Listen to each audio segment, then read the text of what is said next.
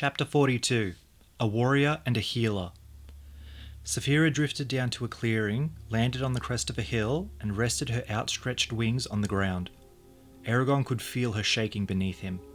They were only a half-league from Gilead. Picketed in the clearing were Snowfire and Tornak, who snorted nervously at Saphira's arrival. Eragon slid to the ground and immediately turned to Saphira's injuries, while Murtagh readied the horses. Unable to see well in the darkness, Eragon ran his hands blindly over Saphira's wings. He found 3 places where arrows had punctured the thin membrane, leaving bloody holes as thick around as his thumb. A small piece had also been torn out of the back edge of her left wing. She shivered when his fingers brushed the injuries. He tiredly healed the wounds with words from the ancient language, then he went to the arrow that was embedded in one of the large muscles of her flying arm. The arrow had poked through its underside. Warm blood dripped off it. Eragon called Murtagh over and instructed, "Hold her wing down, I have to remove this arrow." He indicated where Murtagh should grip. "This will be painful," he warned Saphira, "but it'll be over quickly. Try not to struggle, you'll hurt us." She extended her neck and grabbed a tall sapling between her curved teeth. With a yank of her head, she pulled the tree out of the ground and clamped it firmly in her jaws. "I'm ready." "Okay," said Eragon. "Hold on," he whispered to Murtagh, then broke off the head of the arrow. Trying not to cause any more damage, he swiftly pulled the shaft out of Saphira. As it left her muscle, she threw back her head and whimpered past the tree in her mouth. Her wing jerked involuntarily, clipping Murtagh under the chin and knocking him to the ground. With a growl, Saphira shook the tree, spraying them with dirt before tossing it away. After Eragon sealed the wound, he helped Murtagh up. "She caught me by surprise," admitted Murtagh, touching his scraped jaw. "I'm sorry." "She didn't mean to hit you," assured Eragon. He checked on the unconscious elf. "You're going to have to carry her a bit longer," he told Saphira. "We can't take her on the horses and ride fast enough. Flying should be easier for you now that the arrow is out." Saphira dipped her head. "I will do it." "Thank you," said Eragon. He hugged her fiercely. "What you did was incredible. I'll never forget it." Her eyes softened. "I will go now." He backed away as she flew up in a flurry of air, the elf's hair streaming back.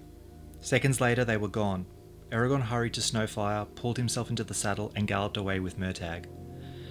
While they rode, Eragon tried to remember what he knew about elves. They had long lives. That fact was oft repeated, although he knew not how long. They spoke the ancient language and many could use magic.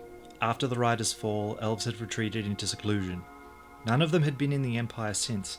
So why is one here now? And how did the Empire manage to capture her? If she can use magic, she's probably drugged as I was. They travelled through the night, not stopping even when their flagging strength began to slow them. They continued onward despite burning eyes and clumsy movements. Behind them, lines of torch-bearing horsemen searched around Gilead for their trail. After many bleary hours, dawn lightened the sky. By unspoken consent, Eragon and Murtagh stopped the horses. "We have to make camp," said Eragon wearily. "I must sleep, whether they catch us or not." "Agreed," said Murtagh, rubbing his eyes. "Have Saphira land. We'll meet her." They followed Saphira's directions and found her drinking from a stream at the base of a small cliff. The elf still slouched on her back. Saphira greeted them with a soft bugle as Eragon dismounted.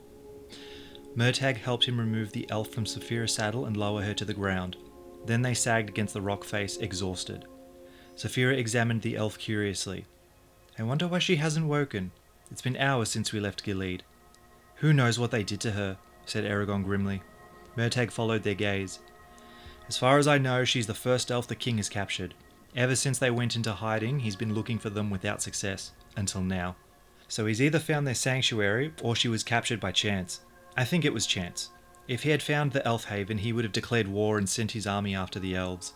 Since that hasn't happened, the question is, were Galbatorix's men able to extract the elf's location before we rescued her? We won't know until she regains consciousness. Tell me what happened after I was captured. How did I end up in Gilead?" "The Urgles are working for the Empire," said Murtagh shortly, pushing back his hair. "And, it seems, the Shade as well. Saphira and I saw the Urgles give you to him, though I didn't know who it was at the time, and a group of soldiers. They were the ones who took you to Gilead." "It's true," said Saphira, curling up next to them. Eragon's mind flashed back to the Urgles he had spoken with at Tierm and the master they had mentioned. They meant the king! I insulted the most powerful man in Alagasia, he realized with dread. Then he remembered the horror of the slaughtered villagers in Yazuak. A sick and angry feeling welled in his stomach. The Urgles were under Galbatorix's orders. Why would he commit such an atrocity on his own subjects? Because he is evil, stated Saphira flatly. Glowering, Eragon exclaimed, "This will mean war once the people of the Empire learn of it. They will rebel and support the Varden." Murtagh rested his chin in his hand.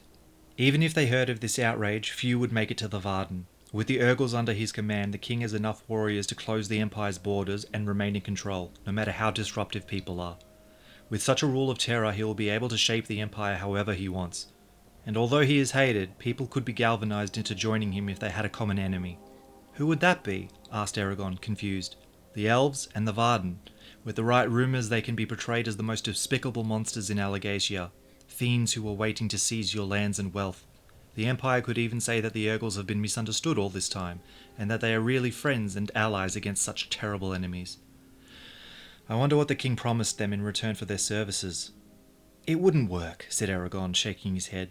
No one could be deceived that easily about Galbatorix and the Urgles.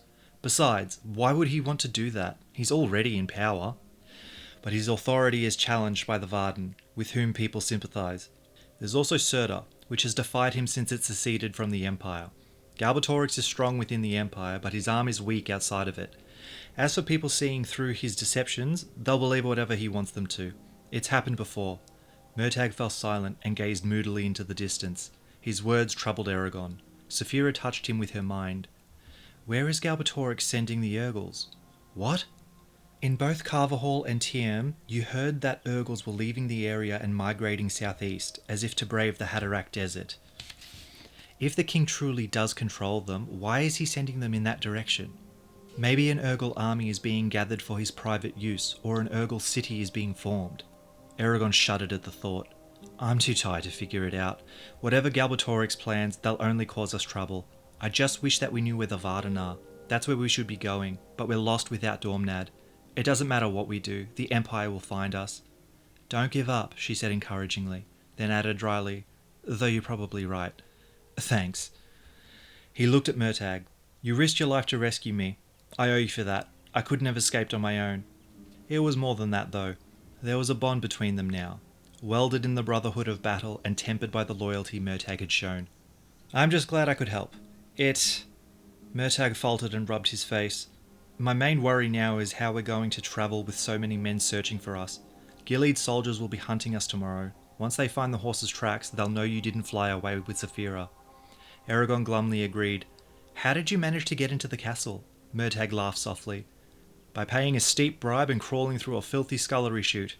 But the plan wouldn't have worked without Saphira. She, he stopped and directed his words at her, that is, you, are the only reason we escaped alive. Eragon solemnly put a hand on her scaly neck. As she hummed contentedly, he gazed at the elf's face, captivated. Reluctantly, he dragged himself upright. We should make a bed for her. Murtagh got to his feet and stretched out a blanket for the elf. When they lifted her onto it, the cuff of her sleeve tore on a branch.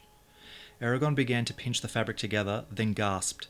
The elf's arm was mottled with a layer of bruises and cuts. Some were half-healed, while others were fresh and oozing. Eragon shook his head with anger and pulled the sleeve up higher. The injuries continued to her shoulder. With trembling fingers, he unlaced the back of her shirt, dreading what he might find under it. As the leather slipped off, Murtagh cursed. The elf's back was strong and muscled, but it was covered with scabs that made her skin look like dry, cracked mud. She had been whipped mercilessly and branded with hot irons in the shape of claws. Where her skin was still intact, it was purple and black from numerous beatings. On her left shoulder was a tattoo inscribed with indigo ink. It was the same symbol that had been on the sapphire of Brom's ring. Eragon silently swore an oath that he would kill whoever was responsible for torturing the elf. Can you heal this? Asked Murtagh. I don't know, said Eragon. He swallowed back sudden queasiness. There's so much. Eragon, said Saphira sharply. This is an elf. She cannot be allowed to die. Tired or not, hungry or not, you must save her. I will meld my strength with yours, but you are the one who must wield the magic. Yes, you are right, he murmured, unable to tear his eyes from the elf. Determined, he pulled off his gloves and said to Murtagh, This is going to take some time. Can you get me food? Also, boil rags for bandages. I can't heal all her wounds.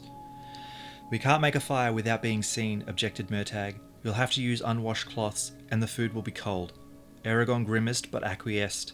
As he gently laid a hand on the elf's spine, Saphira settled next to him, her glittering eyes fixed on the elf. He took a deep breath, then reached for the magic and started working. He spoke the ancient words, "Weiss, heal." A burn shimmered under his palm, and new, unmarked skin flowed over it, joining together without a scar. He passed over bruises or other wounds that were not life-threatening. Healing them all would consume the energy he needed for more serious injuries. As Eragon toiled, he marvelled that the elf was still alive. She had been repeatedly tortured to the edge of death with a precision that chilled him. Although he tried to preserve the elf's modesty, he could not help but notice that underneath the disfiguring marks her body was exceptionally beautiful. He was exhausted and did not dwell upon it, though his ears turned red at times, and he fervently hoped that Saphira did not know what he was thinking. He laboured through dawn, pausing only at brief intervals to eat and drink, trying to replenish himself from his fast, the escape, and now healing the elf. Saphira remained by his side, lending her strength where she could. The sun was well into the sky when he finally stood, groaning as his cramped muscles stretched. His hands were grey and his eyes felt dry and gritty.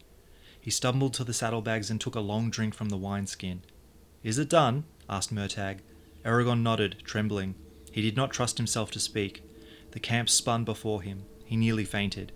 "You did well," said Saphira soothingly. "Will she live?" "I don't know," he said in a ravaged voice. "Elves are strong, but even they cannot endure abuse like this with impunity. If I knew more about healing, I might be able to revive her, but..." He gestured helplessly. His hand was shaking so badly he spilled some of the wine. Another swig helped to steady him. "We'd better start riding again." "No, you must sleep," protested Murtagh. "I can sleep in the saddle, but we can't afford to stay here, not with the soldiers closing on us." Murtagh reluctantly gave in. "In that case, I'll lead Snowfire while you rest." They resaddled the horses, strapped the elf onto Saphira, and departed the camp. Eragon ate while he rode, trying to replace his depleted energy before he leaned forward against Snowfire and closed his eyes.